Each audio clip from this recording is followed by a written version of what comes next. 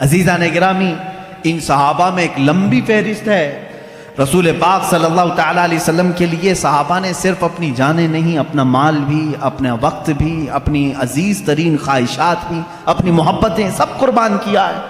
کون سی چیز ہے جو انہوں نے نہیں چھوڑا؟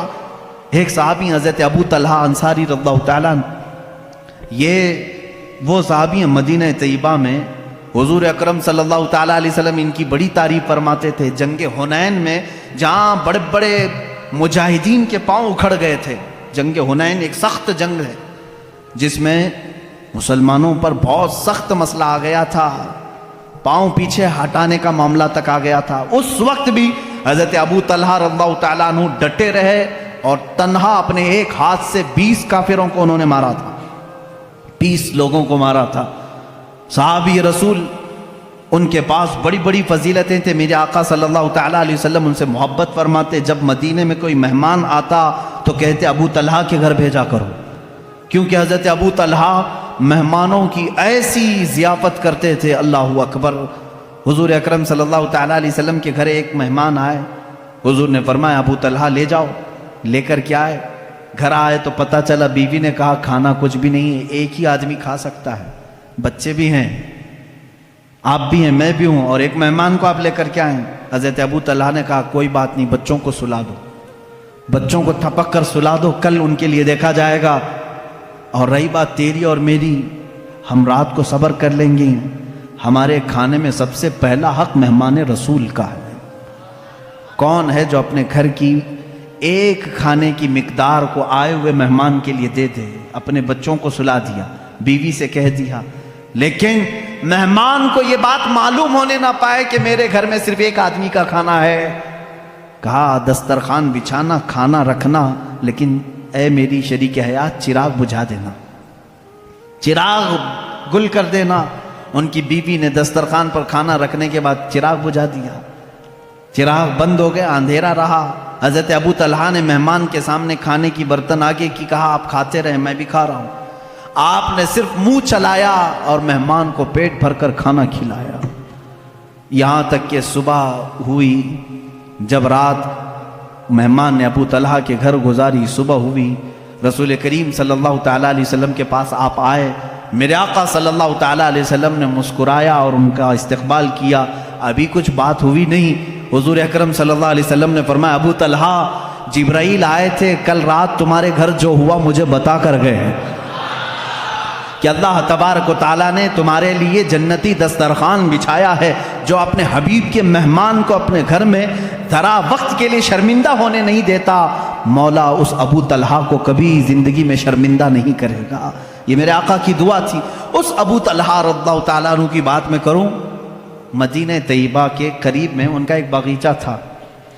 یہ ایک دو صحابہ نہیں جو باغیچے رکھتے تھے، بڑے بڑے رئیس صحابہ بھی ہیں، اس میں سے حضرت ابو طلحہ انصاری رضی اللہ تعالیٰ۔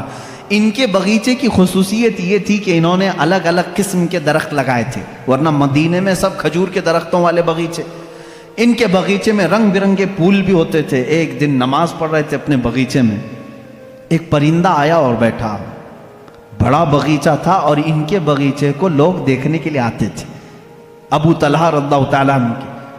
ایک پرندہ آیا نماز پڑھنے کے وقت، اور وہ بڑا خوبصورت پرندہ تھا، اس کی آواز بھی میٹھی تھی۔ وہ ایک ڈالی سے دوسری ڈالی، دوسری ڈالی سے تیسری ڈالی، اس طرح سے اچھل کود کر رہا تھا۔ آپ کو وہ بڑا اچھا لگا، آپ نماز کے حالت میں ہی اس کی طرف متوجہ ہو گئے۔ ہوتا ہے تھوڑی سی آواز آئے سب کی گردن پھر جاتی ہے، انسانی فطرت کا تقاضا ہے۔ حضرت ابو طلحہ رضی اللہ تعالیٰ عنہ اس پرندے کی آواز کی طرف متوجہ ہو گئے، یہاں تک کہ ظہر کی نماز تھی غالباً، اس کی آواز میں ایسا متوجہ ہو گئے کہ بھول گئے کتنی رکعت ہوئی تھی، 2 پڑھے تھے کہ 3 پڑھے تھے۔ آپ کو شک ہو گیا کہ میری 2 رکعت ہوئی کہ 3 رکعت ہوئی۔ پرندے کے چہچہانے نے مست کر دیا۔ پھر آپ نے سلام پھیرا، اپنی نماز پھر دوبارہ مکمل کر لی۔ دوڑتے ہوئے میرے آقا صلی اللہ علیہ وسلم کے پاس آئے، کہا یا رسول اللہ صلی اللہ علیہ وسلم، آپ کی بارگاہ میں خبر دینے آیا ہوں، آپ کو معلوم ہے میرا سب سے حسین باغیچہ ہے مدینے کے گرد و نواح میں؟ کہا ہاں معلوم ہے۔ حضرت ابو طلحہ نے کہا یا رسول اللہ صلی اللہ علیہ وسلم، آج میں اسی باغیچے میں نماز پڑھ رہا تھا، ظہر کے وقت ایک پرندہ چہچہانے لگا، میرا خیال اس طرف ہو گیا۔ کہا کیا ہوا پھر؟ کہا اس کی طرف اتنا متوجہ ہو گیا کہ میں نماز میں اپنی رکعت بھول گیا، لیکن یا رسول اللہ صلی اللہ علیہ وسلم بعد میں نے اپنی نماز کو درست کر لیا، لیکن آپ کی بارگاہ میں آج اس لیے آیا ہوں آپ گواہ ہو جائیں، اس پورے باغیچے کو میں نے صدقہ کر دیا۔ کہا پورا اتنا قیمتی باغیچہ؟ کہا میں اس باغیچے کو رکھنا نہیں چاہتا جو مجھے میرے رب کی عبادت میں خلل پیدا کرے۔ میں اگر وہاں نہ گیا ہوتا، نہ وہ پرندہ آیا ہوتا، پورے درختوں کے باغیچے کو انہوں نے صرف اس بات پر وقف کر دیا، صدقے میں دے دیا۔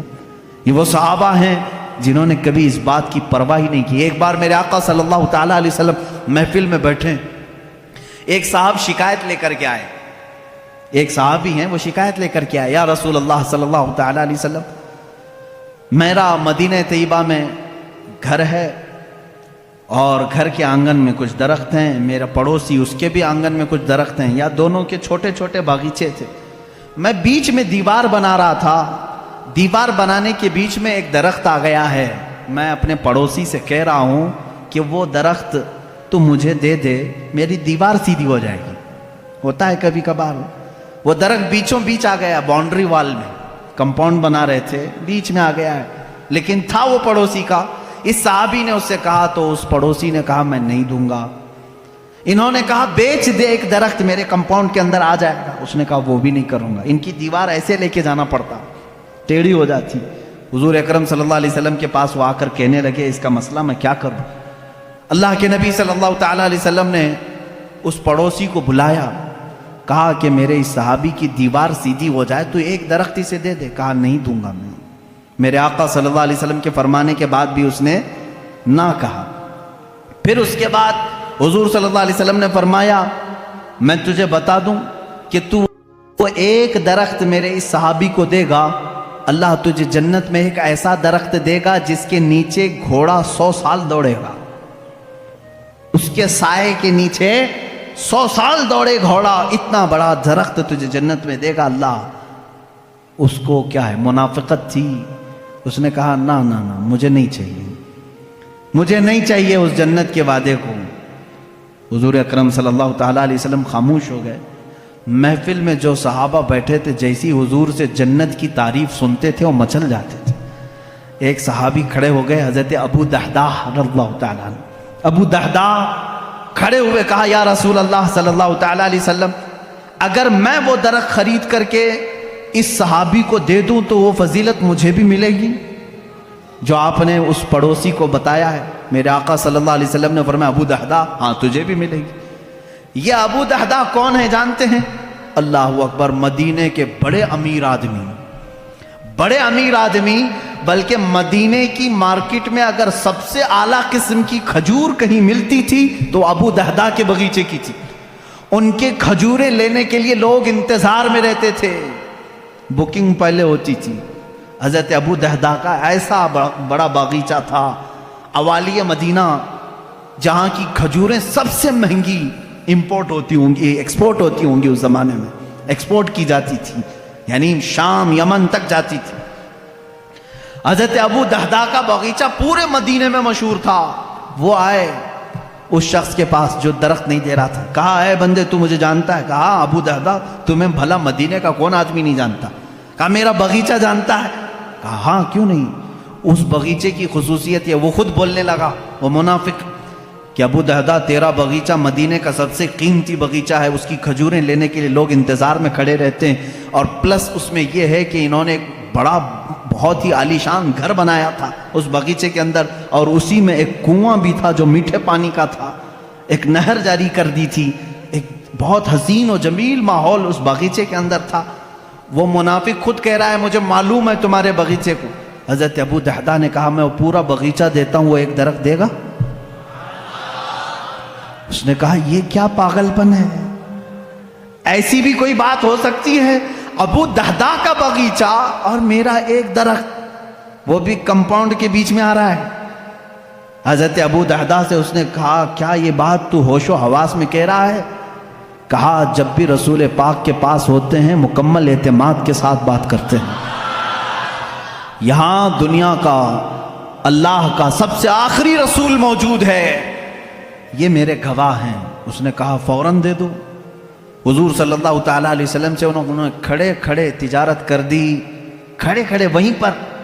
اس منافق نے کہا میں نے ایک درخت بیچ دیا۔ حضرت ابو دہدہ نے کہا میں نے اپنا پورا باغیچہ تجھے بیچ دیا۔ ہو گئی بات۔ ابو دہدہ آئے، باغیچے میں گھر بھی تھا، بیوی بھی تھی، بچے بھی تھے، سامان بھی تھا۔ دروازے پر کمپاؤنڈ کے باہر کھڑے باغیچے کے پکارنے لگے اپنی بیوی کو، ام دہدہ میں نے یہ باغیچہ آج بیچ دیا ہے۔ عورتوں کے معاملات تو معلوم ہوں گے آپ کو، اپنے مردوں کی کوئی چیز بیچنے کہاں دیتی، لیکن وہ صحابیہ تھی، اندر سے کہتی ابو دہدہ تم بڑے تاجر آدمی ہو، کچھ بھی سودا کرو گے تو فائدے کے بغیر تو نہیں کرو، مجھے یقین ہے کوئی نفع کی تجارت کر کے آئے ہوگے۔ نفع کی؟ ابو دہدہ نے کہا ہاں بالکل تو نے صحیح گمان کیا، میں نے نفع کی ہی تجارت کی ہے۔ ام دہدہ نے کہا بیچ دیا؟ کہا ہاں، جلدی سے اپنا سامان اٹھا اور باہر نکلا، اب ہماری ملکیت میں نہیں ہے یہ باغیچہ، اب ہماری ملکیت میں نہیں۔ وہ جلدی جلدی سامان اٹھانے لگی اور دروازے پر ابھی آئی نہیں تھی، پوچھا کتنے میں بیچا، کتنے میں بیچا؟ بیوی کو بتانا تو ہوگا۔ ابو دہدہ باہر ہی کھڑے کہنے لگے رسول اللہ صلی اللہ علیہ وسلم کے پاس تجارت ہوئی ہے، میں نے یہ پورا باغیچہ ایک ایسے درخت کے بدلے میں بیچا ہے جس کے سائے میں گھوڑا 100 سال دوڑے گا۔ وہ چیخنے لگی، چلانے لگی، کہا ابو دہدہ میں نے صرف تجھ کو دنیاوی تجارت میں ماہر سمجھا تھا، تو آخرت کا بھی تاجر نکلا۔ اپنے شوہر پر ایسا یقین رکھنے والی خاتون سامان لے کر باہر نکل آئی، یہ نہیں کہا بچے کہاں رہیں گے، کہاں گھر بنے گا، کچھ نہیں، سب چھوڑ کر باہر نکل آئی، اور پلس یہ کہہ رہی ہیں تو آخرت کا بھی ماہر تاجر نکلا۔ میرے آقا صلی اللہ علیہ وسلم کے پاس آئے اپنی بیوی اور بچوں کو لے کر کے، کہا یا رسول اللہ میں نے اسے سپرد کر دیا، اپنے اس صحابی سے کہیں اپنی دیوار سیدھی کر لے اور اپنا درخت اندر کر لے۔ اب پھر پوچھنے لگے یا رسول اللہ صلی اللہ علیہ وسلم اب وہ جو آپ نے وعدہ کیا تھا وہ ایک درخت میرا پکا ہے نا؟ حضور صلی اللہ علیہ وسلم نے فرمایا نہیں۔ اب یہاں بات، کبھی کبھار میرے آقا صلی اللہ تعالیٰ علیہ وسلم تفریح قلب کے لیے فرماتے تھے، ابو دہدہ کے ہوش و حواس بھاگتا ہو گئے، کھڑے ہو گئے کہ آقا پورا باغیچہ دے آیا ہوں۔ ابو دہدہ پوچھ رہے ہیں آقا میرا وہ ایک درخت پکا ہے جو آپ نے فرمایا؟ حضور نے فرمایا نہیں ابو دہدہ، وہ تو ایک درخت کے بدلے میں تھا، وہ تو ایک درخت کے بدلے میں تھا، تو پورا باغیچہ دے آیا ہے۔ اب میرے مولا نے مجھے وہی کر کے بتایا ہے ابو دہدہ کو جنت میں وہ باغیچہ دوں گا جس کے درختوں کی کوئی گنتی بھی نہیں کر سکے گا۔ حضور صلی اللہ علیہ وسلم فرما رہے ہیں میں تیرے باغیچے کے درختوں کی گنتی دیکھ رہا ہوں۔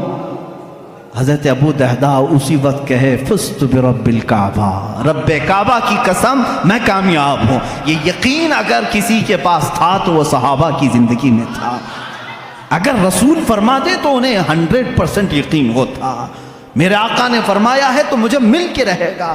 عزیزان گرامی، احادیث رسول اگر تمہیں کسی بات کی طرف بلاتی ہیں تو دنیا کو ٹھوکر مار دینا، کیونکہ میرے نبی نے جو وعدہ فرمایا ہے وہ حق ہے اور 100% حق ہے۔ اس طرح کئی صحابہ ہیں جنہوں نے اپنی تمام چیزیں وار دی میرے آقا صلی اللہ علیہ وسلم کی۔